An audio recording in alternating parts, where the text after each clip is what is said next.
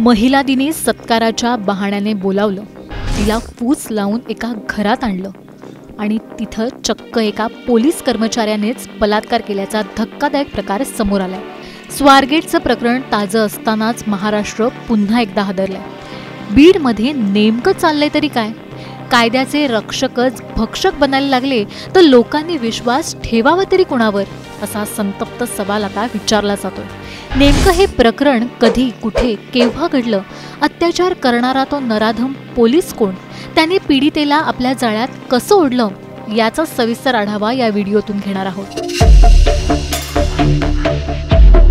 जागतिक महिला दिन हा नारी शक्तीचा सन्मानाचा दिन। या दिवशी जगभरातील महिलांना शुभेच्छा दिल्या जातात, त्यांच्या कर्तृत्वाचं गुणगान गायलं जातं।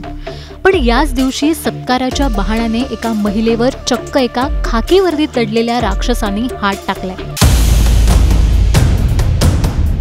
घटना बीड जिल्ह्यातल्या गेवराई तालुक्यातल्या पाटोदाची आहे। पाटोदा पोलीस ठाण्याच्या बीट अंमलदार उद्धव गडकर असं या आरोपीचं नाव आहे। माध्यमांनी दिलेल्या वृत्तानुसार गेवराई तालुक्यातील एका महिलेचा काही प्रकरणामुळे पाटोदा पोलीस ठाण्यावर वावर होता। यामुळे महिलेची आणि बीट अंमलदार उद्धव गडकरीची चांगलीच ओळख झाली होती। दोघांनी एकमेकांचे नंबरही एक्सचेंज केले होते। पण पोलीस कर्मचाऱ्याच्या मनात काही वेगळाच कट शिजत होता।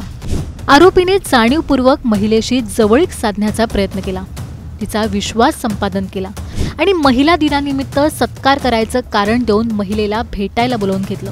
आपला सत्कार होणार या भावनेने महिला खुश झाली। एका पोलीस कर्मचाऱ्यानेच फोन केलाय म्हणून तिनेही या प्रकरणाची शहानिशा केली नाही। ठरल्याप्रमाणे ती आली।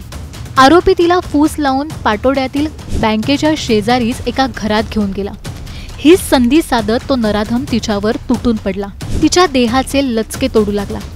महिलेने स्वतःला बचाव करण्यासाठी प्रचंड आरडाओरडा केला, पण जर तिने विरोध केला तर तिच्यावर खोटा चोरीचा गुन्हा दाखल केला जाईल।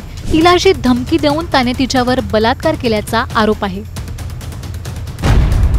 दुर्दैव म्हणजे बलात्कारानंतर महिला दुपारी 1 वाजेपर्यंत पाटोदा पोलीस ठाण्यात ठाण मांडून बसली होती, पण तिची तक्रार घ्यायला कुणीही धजावत नाही। शेवटी पोलीस उपनिरीक्षक बाळकृष्ण हुनगुडे पाटील यांनी पाटोदा पोलीस ठाण्याला भेट दिली।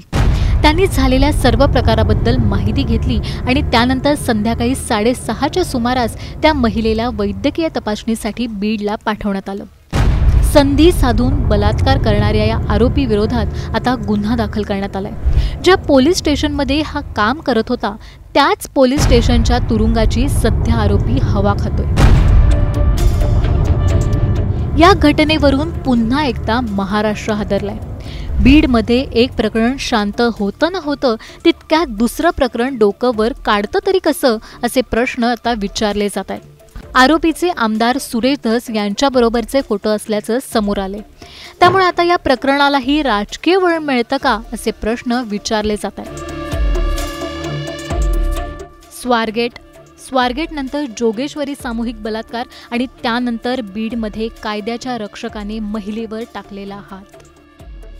बलात्काराच्या सतत घडणाऱ्या या घटनांची मालिका नेमकी थांबणार तरी कधी? लाडक्या बहिणी सुरक्षित राहतील तरी कशा, असे प्रश्न विचारले जात आहेत। तुम्हाला याबाबत काय वाटतं? उत्तर कमेंट करून नक्की सांगा।